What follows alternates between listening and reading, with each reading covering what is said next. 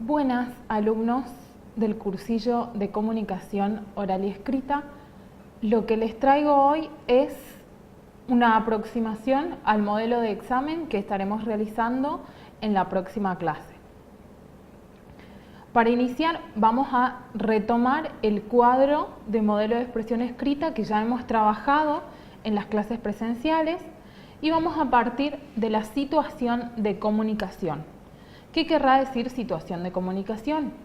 Querrá decir dónde, cuándo, cómo, quiénes vamos a comunicarnos. Vamos a ver que dentro de la situación de comunicación hay dos aspectos a analizar: el problema retórico y el texto que se va a realizar. Dentro del problema retórico vamos a tener en cuenta el tema, la audiencia y los propósitos. El tema va a estar delimitado por aquella persona que nos pida que escribamos el texto, en este caso, los profesores. La audiencia tenemos que tener en cuenta en toda redacción a quiénes va a estar destinado el texto que vamos a estar escribiendo. Y finalmente, los propósitos que tienen en cuenta qué es lo que yo quiero lograr con el texto que estoy redactando. En todo proceso de escritura entra en juego la memoria a largo plazo. ¿Cómo está conformada la memoria a largo plazo? Está formada por los conocimientos del tema que cada uno tiene. ¿De dónde surgen estos conocimientos del tema? De la lectura previa de todo el material que podamos tener, de libros, enciclopedias, diarios, revistas o también de las noticias, si se trata de un tema de actualidad, de las noticias que podamos estar viendo en la televisión o escuchar vía radio o leer vía internet. Además, en la memoria a largo plazo implica los conocimientos de los planos de escritura. ¿Qué quieren decir los conocimientos de los planos de escritura? Saber el modo en el que me voy a referir a mi interlocutor, a mi receptor, de acuerdo a la situación comunicativa. Empleamos entonces el registro, que consiste en adecuar lo que se dice a la persona que va a recibir nuestro texto. No voy a hablar de la misma manera, ni voy a escribir de la misma forma para una persona a la cual yo trato de usted que una carta a un amigo de la infancia, por ejemplo. Entonces, teniendo en cuenta esto, vamos a empezar a trabajar.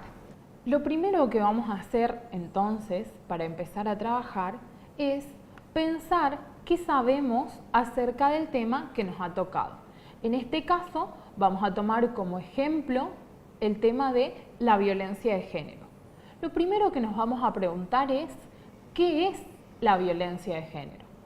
Cada uno, de acuerdo a sus lecturas y a sus almacenamientos en la memoria de largo plazo, va a tener una definición diferente de lo que es la violencia de género.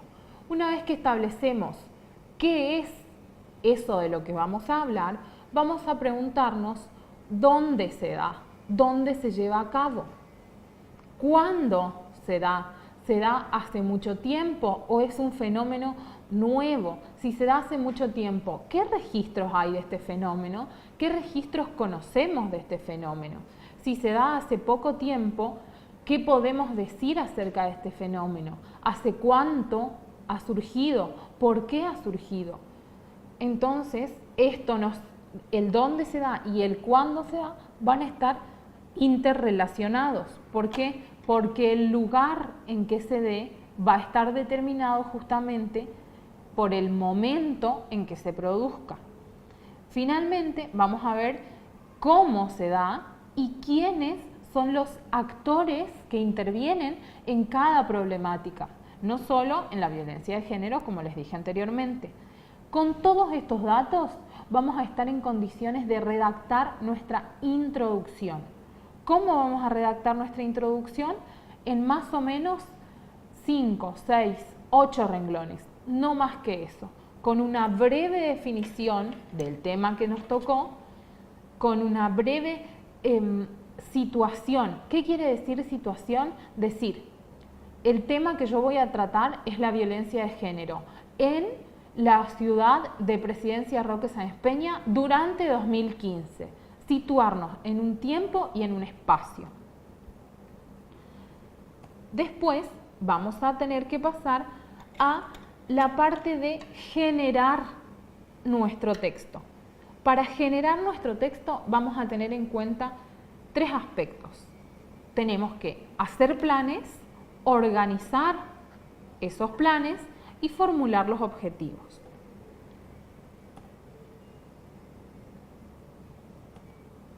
Hacer planes implica pensar varias cosas. En primer lugar, ¿a quiénes está dirigido el texto? Como les dije anteriormente, tenemos que tener en cuenta el registro que vamos a emplear, las personas a las cuales va a estar dirigido nuestro texto. Cuando nosotros tengamos en cuenta y tengamos establecido a quiénes vamos a dirigir nuestro texto, vamos a determinar si el lenguaje y el registro que vamos a emplear va a ser formal o informal. Dentro del registro y el lenguaje formal vamos a tener que emplear, por ejemplo, definiciones o términos propios de un campo o de una ciencia. Siguiendo con el tema de la violencia de género, vamos a tener que definir qué es violencia y qué entendemos por género.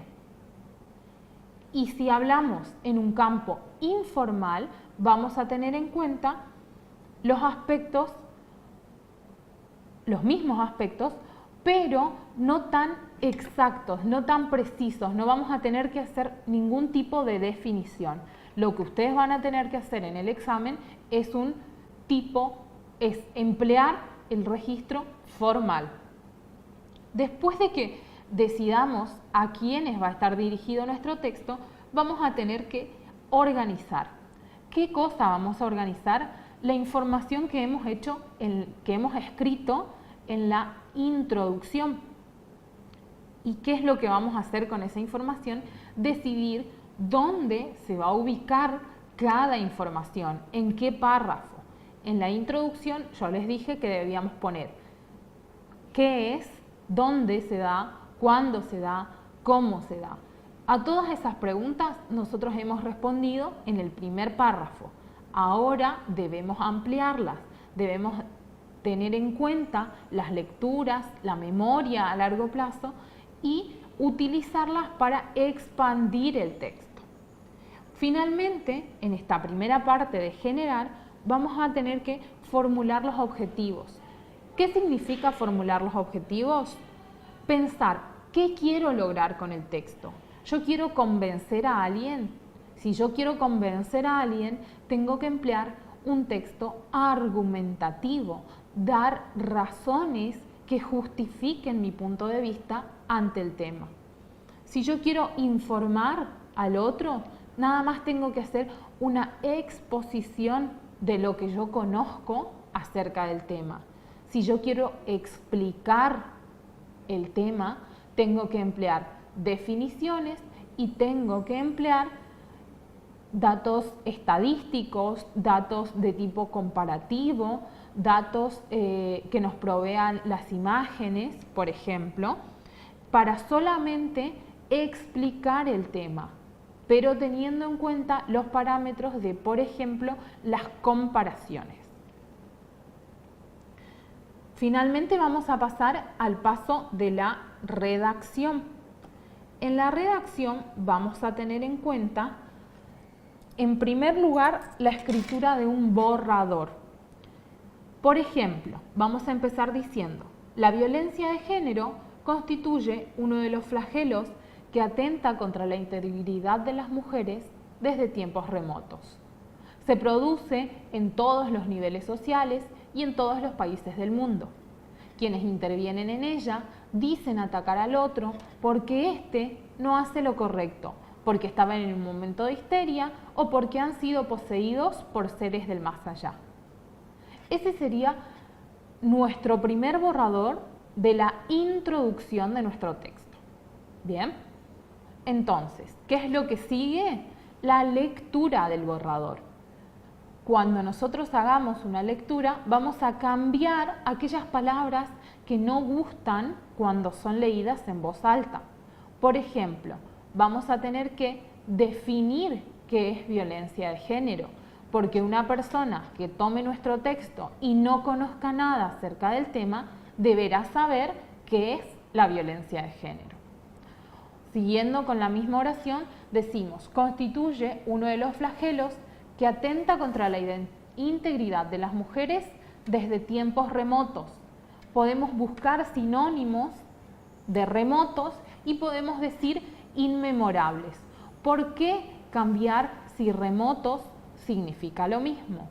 Porque es preciso que el texto quede con la mayor propiedad posible, con la mayor hermosura posible en cuanto a las palabras que empleemos.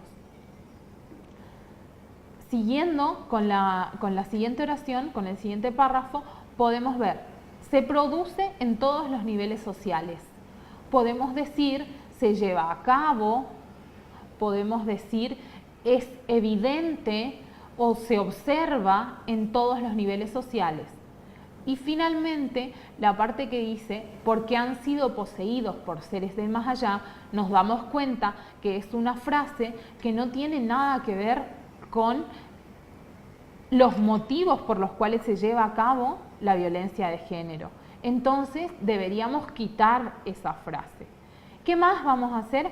Vamos a agregar frases a los demás párrafos que nos vayan quedando breves o, por ejemplo, esto lo podríamos hacer en el primer párrafo definiendo qué es la violencia de género. Después de que hayamos leído y releído cada uno de los párrafos de nuestro texto, vamos a llegar a la parte final, que es la de revisar y corregir los escritos. Es importante que tengan en cuenta que los escritos se hacen en tercera persona. En ningún momento voy a decir yo opino, yo creo, yo observo.